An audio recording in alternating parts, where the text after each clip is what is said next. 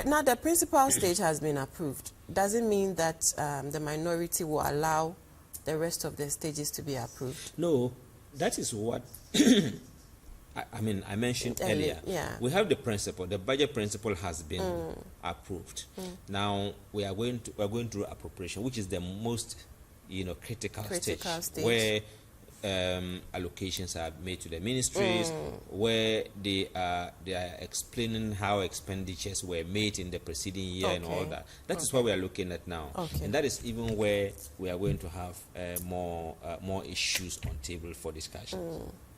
Right. Now let's talk about the IMF deal. 3 billion staff level agreement has been approved, finally ended. Is it a credit to the finance minister?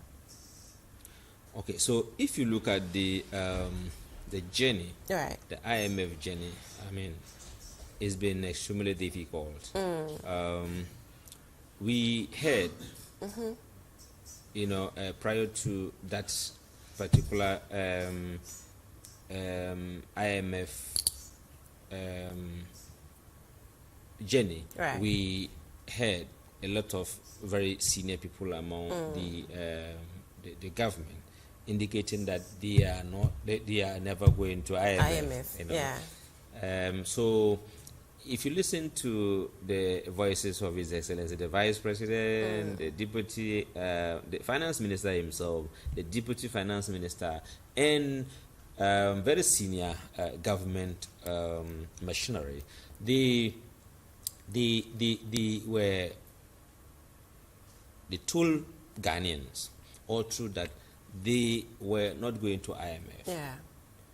But unfortunately, the reality dawned on all of us because we saw, fortunately for minority, we have very seasoned, very well, grounded economics amongst us. So they are able to help. They understand the economy very, very well. Talk about the Atuforsons, the Adongos, and the likes.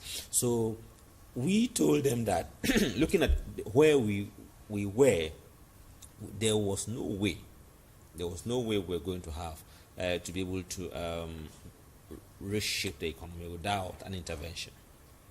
And they argue, but subsequently, the reality dawned on them, and thank God that they listened, even though too late.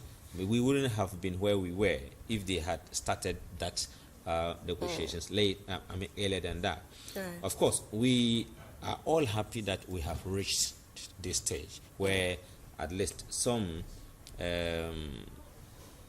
monies are likely to hit our accounts to help to stabilize the collapsed economy, because as you might have probably come across, the inflation as of November, is unprecedented. Yeah, It's been for over 27 years we haven't gotten to that place. That's the worst in 27 years. From what I have read. But Honorable, before you continue, is it going to come down? Looking at how the CD is now performing and fuel prices coming down and all of that. That is what is supposed to happen. Okay. Because the